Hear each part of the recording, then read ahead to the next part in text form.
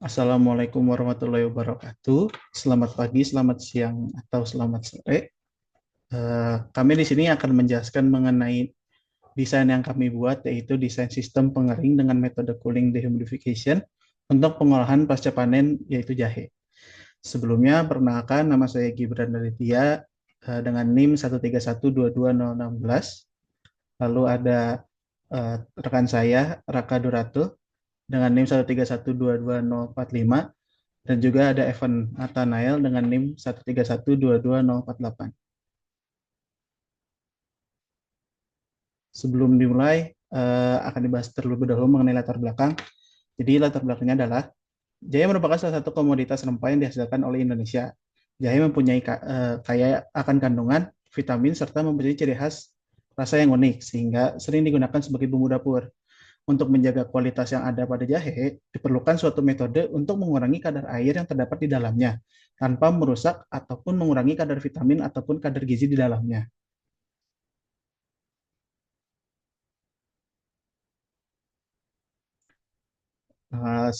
Seperti yang dijelaskan dari judul sebelumnya, bahwa kami akan menggunakan pengeringan cooling dehumidification. Jadi, evaporative cooling merupakan suatu metode pendingin dengan konsep dasar penguapan air yang disebabkan perpindahan energi panas.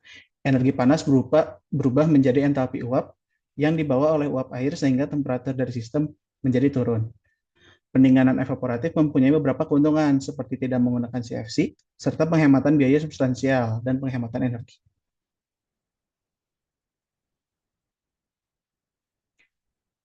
Proses pendinginan evaporatif melibatkan setidaknya air dan udara yang berfungsi sebagai media pendingin atau media pelengkap.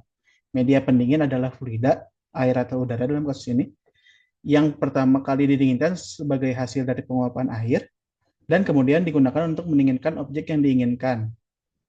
Sedangkan media pelengkap adalah fluida, air atau udara, yang diperlukan agar proses evaporasi dapat terjadi. Instrumen penelitian yang akan kami gunakan, proses perancangannya digunakan oleh Aspen dan HiSys untuk desain sendiri menggunakan SolidWorks dan untuk simulasi udaranya menggunakan ANSYS. Batasan masalah pada kasus ini adalah luas maksimal dari desain yang kami buat adalah 1,5 meter kali 1,5 meter dengan tinggi yang tidak dibataskan.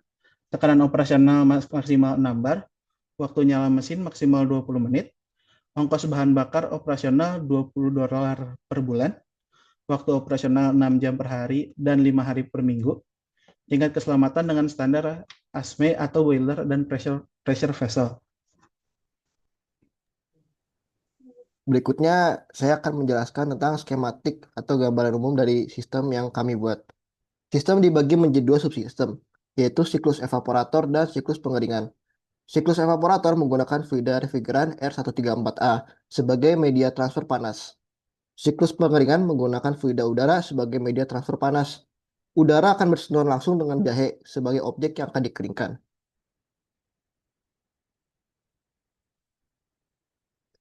Sistem pemanas. Sistem pemanas yang menjadi tinjauan adalah termoelektrik, coil heater, dan dengan menggunakan heat exchanger. Eh, untuk alat yang kami rancang, kami memilih coil heater untuk memanaskan udara. Coil heater mempunyai kelebihan, yaitu kemudahan dalam sumber energi, dapat menghasilkan panas yang besar, dan tidak memerlukan komponen tambahan sebagai media perpindahan energi kalor. Kelebihan lainnya yaitu coil heater mempunyai ukuran yang compact atau kecil dan mudah diintegrasikan dengan sistem yang kami buat.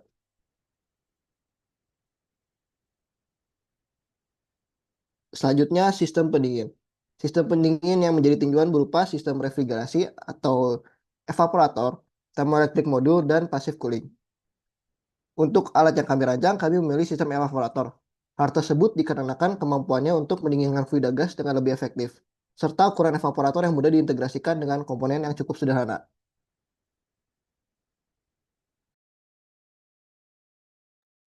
Dan selanjutnya, berikut untuk sistem pendingin yang sudah kami rancang, di mana untuk sistem perancangan ini kami sesuaikan dengan sistem perancangan pendingin kompresor uap, di mana berikut kami pindahkan ke ANSYS, maaf, ke Aspen untuk simulasi lebih lanjut.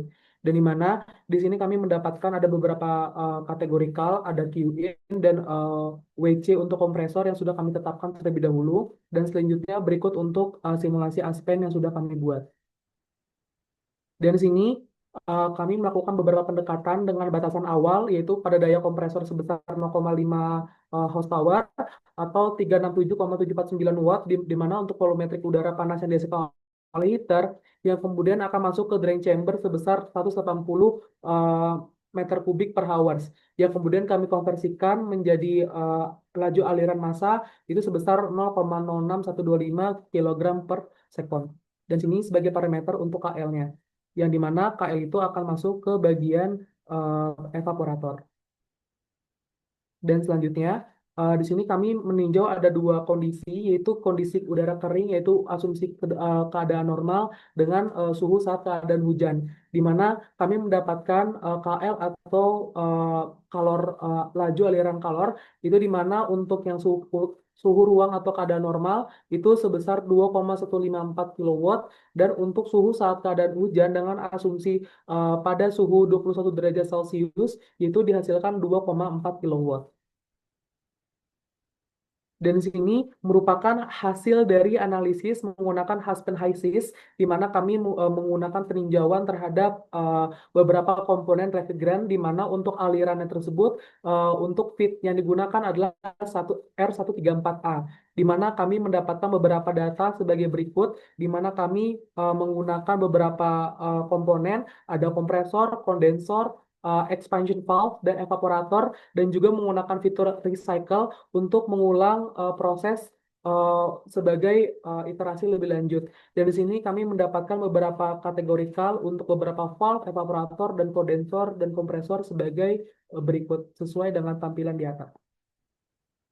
Dan di sini kami juga mendapatkan beberapa parameter pada saat kondisi hujan, di mana dengan komponen yang sama itu ada kompresor, kondensor, expansion valve, evaporator, dan juga fitur recycle. Dan di sini kami mendapatkan beberapa fitur, di mana ada KIH yang akan dikeluarkan, habis itu juga power yang harus digunakan, dan juga beberapa suhu dan parameter lainnya yang tercantum sebagai berikut. Dan berdasarkan analisis kami menggunakan beberapa fitur QL dan juga WIN, yang dimana QL ini adalah kalor yang masuk kepada evaporator, dan juga ada WIN yang masuk ke kompresor. Kami mendapatkan koefisien of performance untuk refrigeran kami sebagai berikut, di mana pada saat udara kering atau normal itu didapatkan hasil COP sama dengan 5,8. Sedangkan untuk COP yang dihasilkan pada saat suhu keadaan hujan yaitu 6,07. Di mana untuk COP yang kami hasilkan ini termasuk baik, sehingga refrigeran dapat berjalan dengan efisiensi yang baik. Dan berikut juga kami cantumkan juga untuk beberapa parameter yang sebelumnya, di mana kami menggunakan beberapa parameter, di mana ada daya kompresor sebesar 0,5 horsepower, habis itu juga beberapa kategori lainnya, yaitu laju aliran massa sebesar 0,06125 kilogram per sekon untuk sebagai boundary atau batas.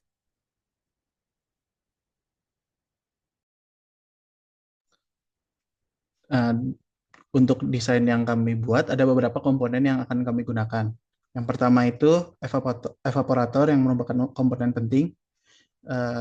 Kami menggunakan evaporator yang sudah ada dan kami modelkan dalam SolidWorks. Kemudian ada komponen berikutnya, yaitu ada kondensor, kemudian ada kompresor, lalu ada ruang pengering, di mana ruang pengering ini berfungsi untuk menyimpan jahe yang sudah dipotong-potong. Kemudian ada pemanas koil. Pemanas koil ini bagian luarnya terbuat dari keramik agar panas yang dihasilkan lebih efisien dan tidak ada yang diterima oleh material. Kemudian ada kipas yang dipasang di atas ruang pengering untuk mengalirkan udara ke evaporator. assembly dari komponen-komponen tersebut dalam SolidWorks dijadikan seperti ini.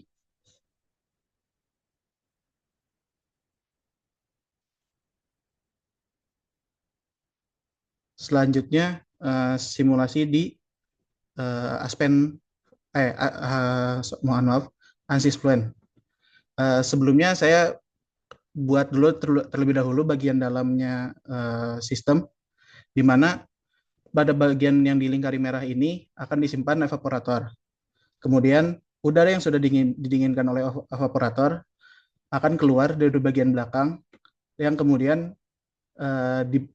masuk ke bagian bawah area pengeringan, di mana di bawah sini disediakan pemanas, yang kemudian panas itu akan naik ke arah tray yang di mana disimpan jahe, yang kemudian akan disedot oleh kipas yang tadi disediakan di atas untuk kembali masuk ke ruang evaporator.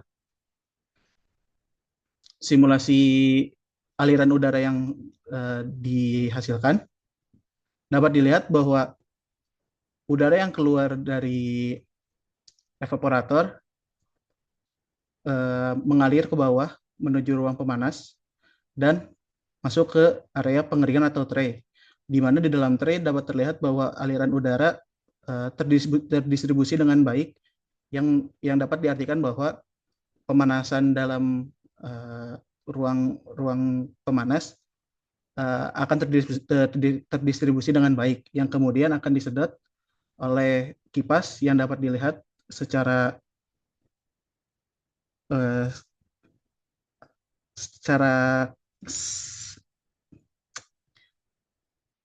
yang dapat dilihat bahwa terdapat aliran udara yang lebih meningkat warnanya dari biru menjadi merah di tengah-tengah. Next.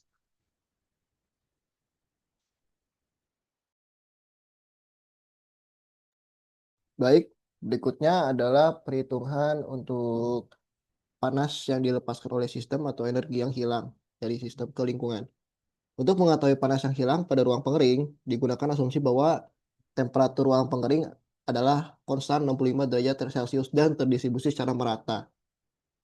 Lalu asumsi selanjutnya adalah temperatur lingkungan luar adalah 25 derajat Celcius.